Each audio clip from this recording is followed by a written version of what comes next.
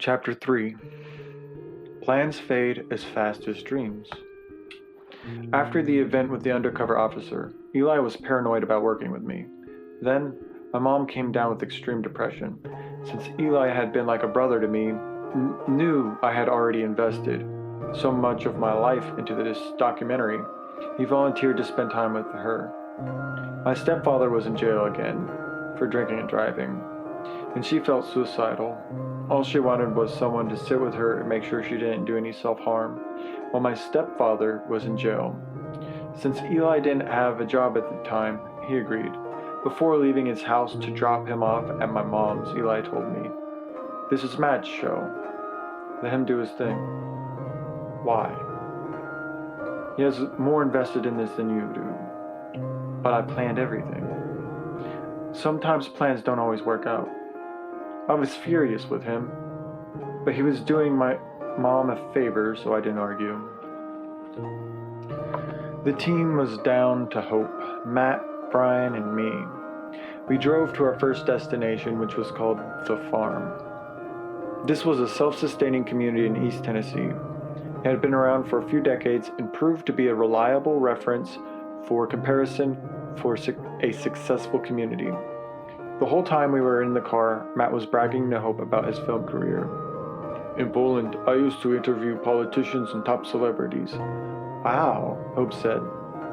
"Some were beautiful models. We'd ask them what their cell phone wallpaper was. You can tell a lot about a person by their cell phone wallpaper."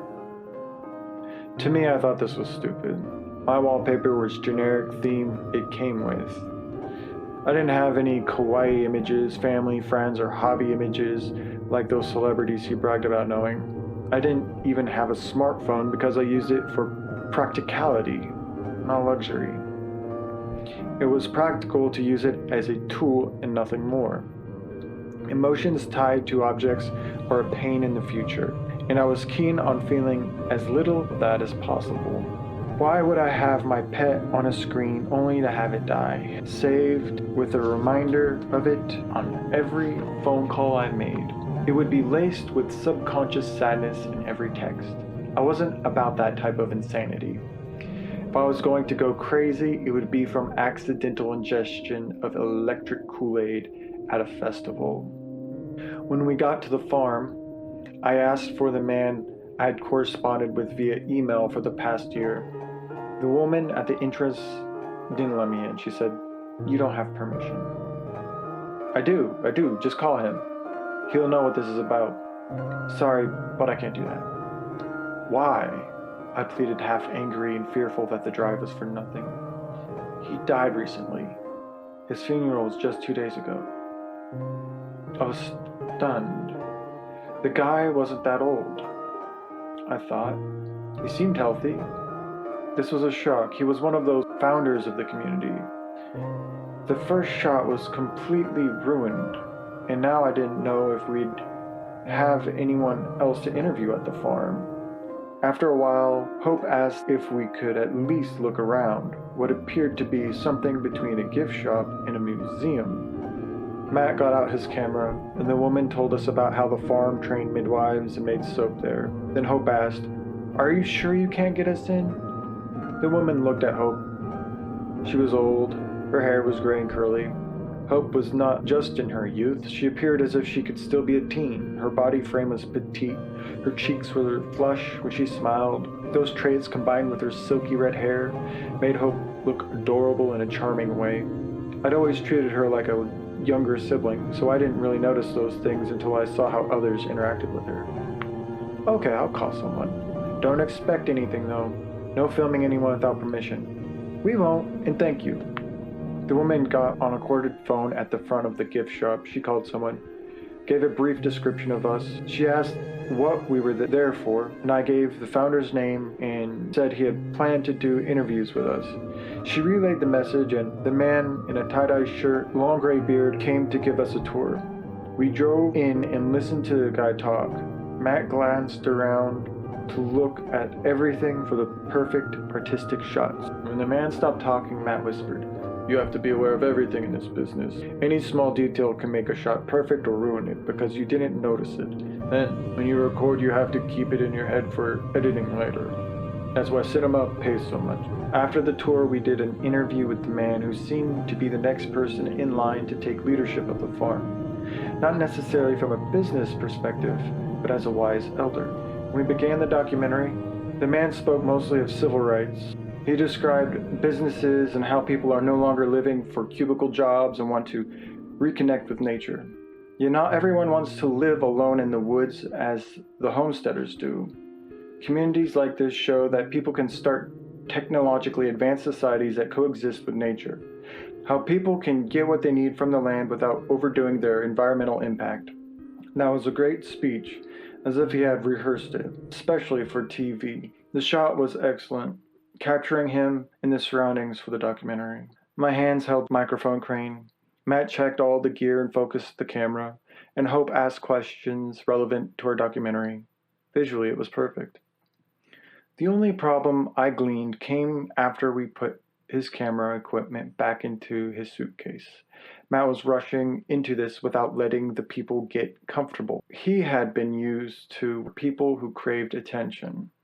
Models and politicians, actors, celebrities, individuals who wanted to be seen. Most of these people lived off-grid, and the younger ones had never seen a TV show or film in their entire lives. Matt didn't understand how delicate the situation was. I wanted to tell him that we needed to stay for a few days, to live as these people did. Then do interviews and capture some footage. Yet he didn't. This was hardly ground theory, which is where researchers get to know people on a personal level. What Matt did was drive-by shooting.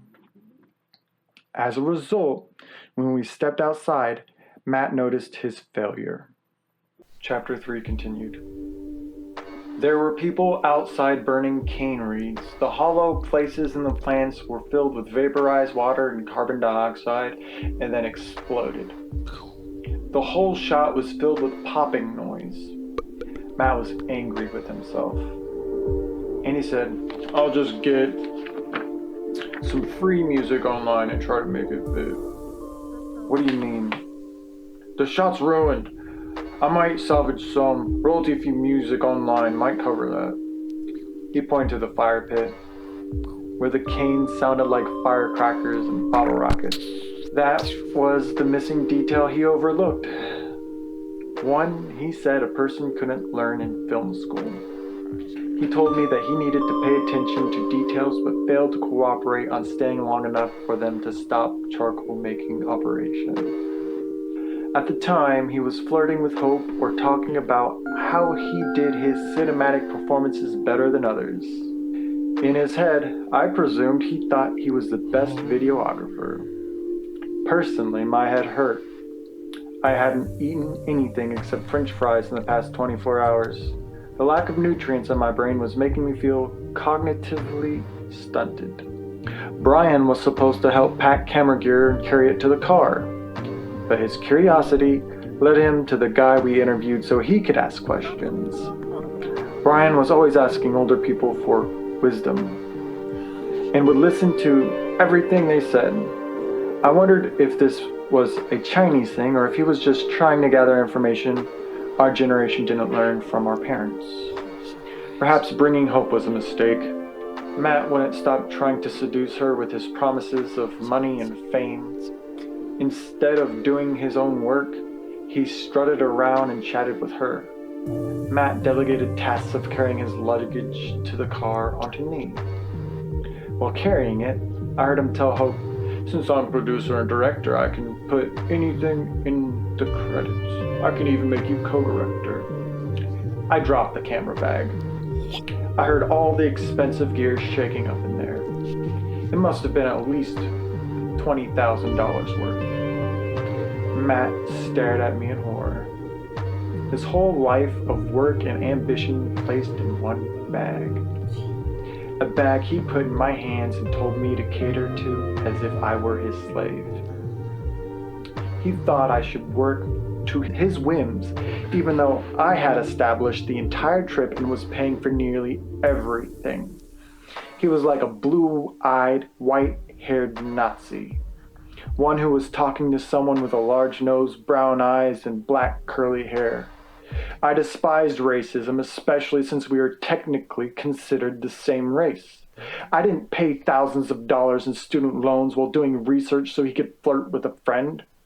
A friend who did no research and had no camera or experience. A girl who had just asked questions and used her looks to elicit reactions from people. A red-haired, green-eyed girl with 75% chance of producing blue-eyed, blonde-haired children. That sleight of hand was my way of saying, I don't agree with this shit, without ever saying a word. He said, you know how much that costs? I walked to my car, pretending I didn't hear him. The Polish bastard spoke to me as if I were an inferior person. My IQ was almost double average. It was on the far end of the statistical bell for genius.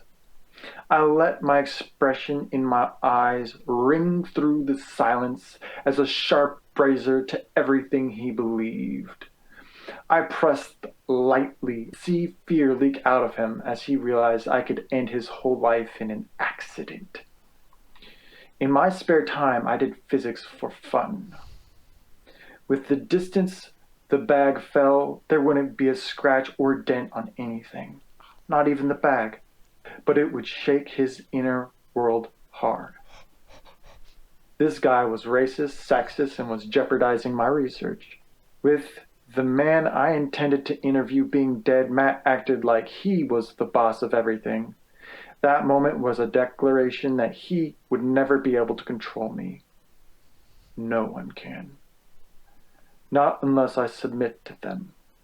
And the only way they'd convince me is if they are a living God. At my car, Matt followed, afraid for his camera equipment. His lust for hope was gone. When he got to my vehicle, Matt looked through his bag. He paused each item through his hands with careful examination. I gazed at him like he was a mouse licking its paws and packing moldy bread into a nest. He wanted to be certain that it was secure. There was no words needed for me to tell him that he could carry his own stuff. The man we interviewed came by again and said we could stay the night. I told him it was a good idea, then asked where. The original vans we stayed in when this place first started. I'm down, I said. Hope said, okay, sounds like some old hippie stuff. Matt said, but I want a shower. We can go to a hotel. Oh, Hope said, can we get one with a pool? I looked at Brian. He didn't care either way. Matt was whining. Mark, I don't want to stay in a van. I didn't quit my job in Poland's biggest media company to sleep in van. I want hotel. Want shower. I want TV and to order pizza. He wanted to be a lazy American stereotype. They were at my mercy. I was the only one with a car and driver's license. Though I wouldn't be cruel. I drove us all to a hotel halfway to the next location. Then the flirting between Matt and Hope got weird. Matt got a 2-bedroom hotel because he didn't want everyone in the same bed. This meant one room with 2 beds was split between 4 people. Matt kept saying to Hope, those faggots can sleep in that bed, and we can sleep in this one. He would look at Brian and me with a red-faced grin. Between the 2 beds was a TV positioned for people to view from both beds. Matt had turned it on. There was a show with a naked man on it. I don't like this, I told everyone. It's fine, Matt said. I grumbled a political thought. First it's naked men and women pretending to survive on reality TV show.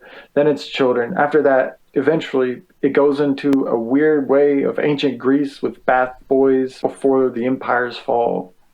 Chapter 3 continued. You'll see it, one woman and that'll be the name of the show. It's a good thing. Besides, people love nobody's going to let them be on TV. But when the news comes and you see the perfect, yes, it's like news in Netherlands. Everyone loves weather there. Brian and Hope laughed with him. I'm going to find some areas. I didn't have money for it. It was an expensive luxury. Instead, I put all my student loans towards classes and anything extra went to my research, which included gas and car insurance. Since I didn't buy what I would do was find ashtrays and knock out contents into my pipe. Then I'd smoke it without having to worry about catching a cold or herpes. The sun was going down. I gazed at the red disk among the pastel sky, which seemed to be layered with hues of purple and blue. Streaks of pink-covered patches on the horizon line where clouds were on each side of the setting sun.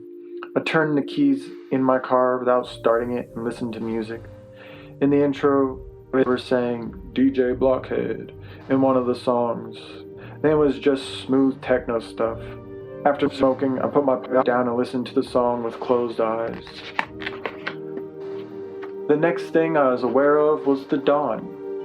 This was confusing because I didn't remember falling asleep. My car stereo had been on for over 8 hours. I was worried the vehicle wouldn't start because I'd been listening to music for so long. I turned it over, barely. Then I heard it start. After that, I drove to the hotel as quickly as I could. In my head, I was thinking up a joke about how I didn't want to stay the night because I didn't want Brian to get the wrong idea about my life. Then I decided I'd tell the truth about how I fell asleep. Social jokes seemed wrong to me unless they were inverted and directed towards people.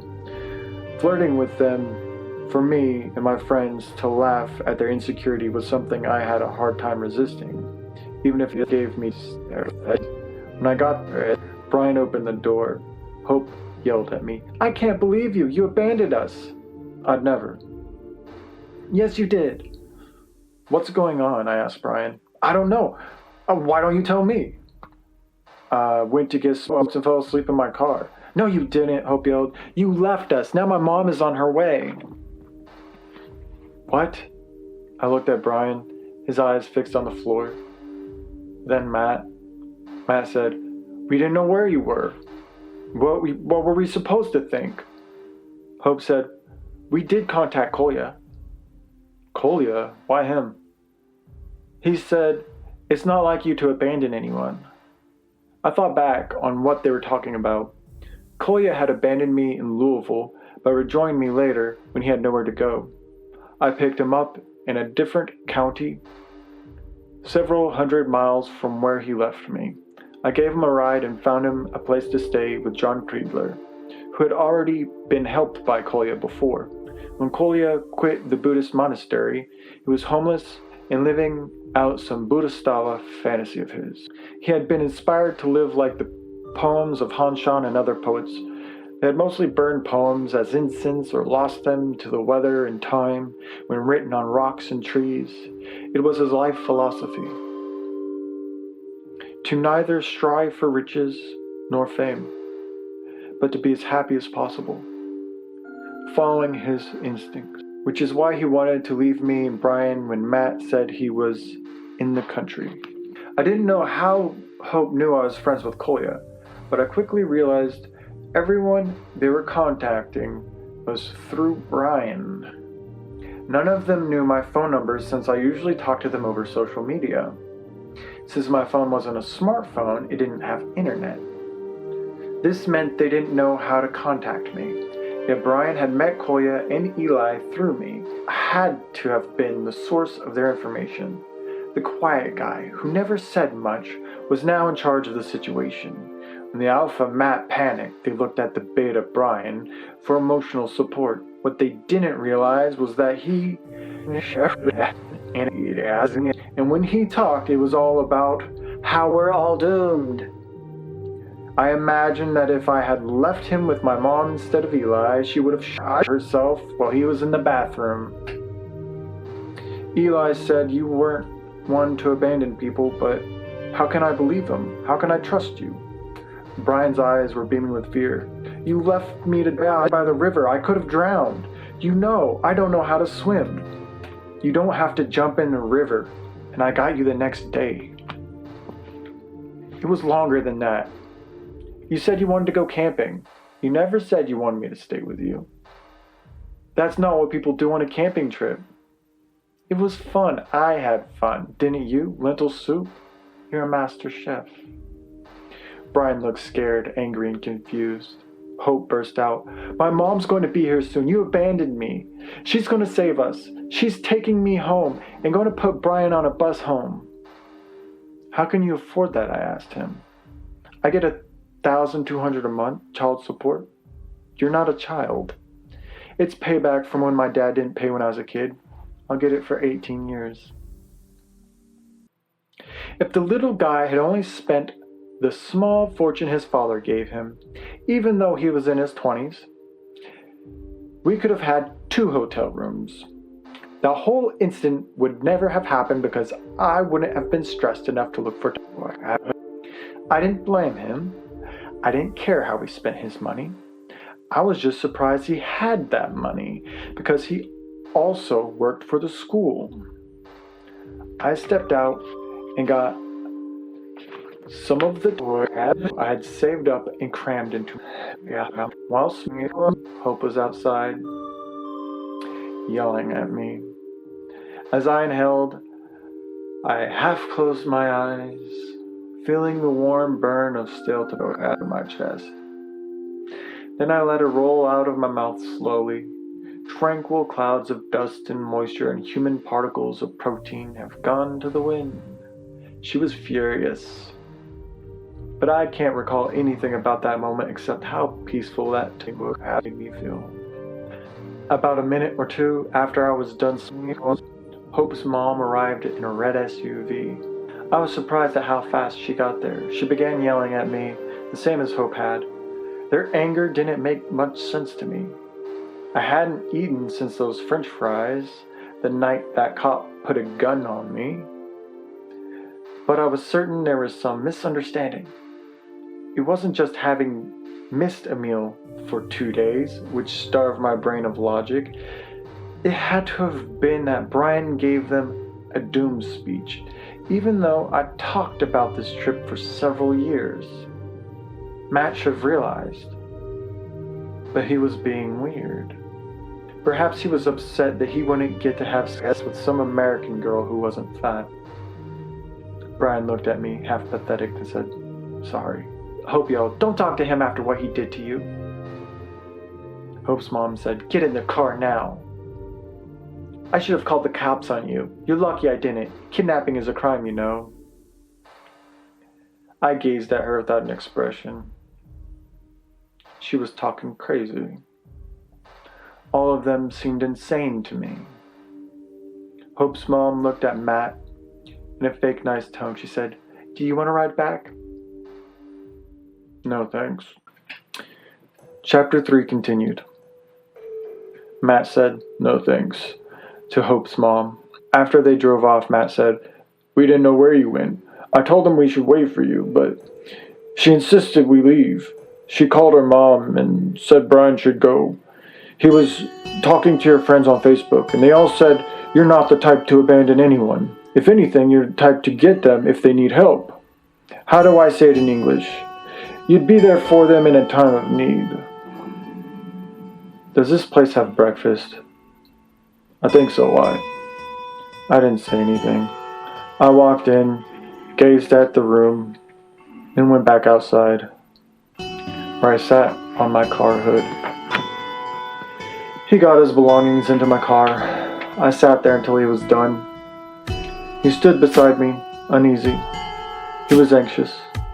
And after examining me for a bit, he said some stuff about how we could still do the documentary. We didn't ever really need them anyway. Then he and I went to the lobby to turn in the keys. After that, I ate the largest plate of eggs I could, till my stomach hurt.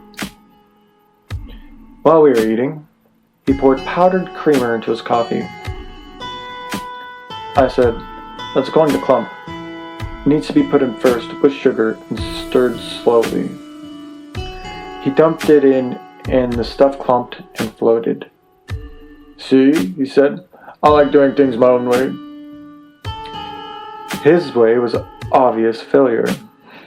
Eli was wrong. I should have taken a stance at the beginning and not let it get as bad as it was. if I'd established a sense of stern leadership, then it wouldn't have ended with him flirting with Hope so much, or insulting me. I'd have had told them that sort of thing would be for after the film. If it had all worked out as planned, then those two really might have gotten together because there would have been forbidden chemistry. My telling them not to be together would have been a catalyst that would have connected them. I should have been firm with everyone and let them know exactly how the show needed to be done. I was the one with the education. I was the one who understood how to talk to the types of people we were around. Matt was oblivious to how to conduct proper social research. His specialty was popular sensations and stuff for the mass media. He wasn't real science. He made entertainment. He took a sip of clumpy coffee. If I wasn't numb from the previous situation, I would have laughed at him. He chewed his coffee creamer. Then he said, "It's just like this in film. You have to make mistakes to get better. You can't learn in school."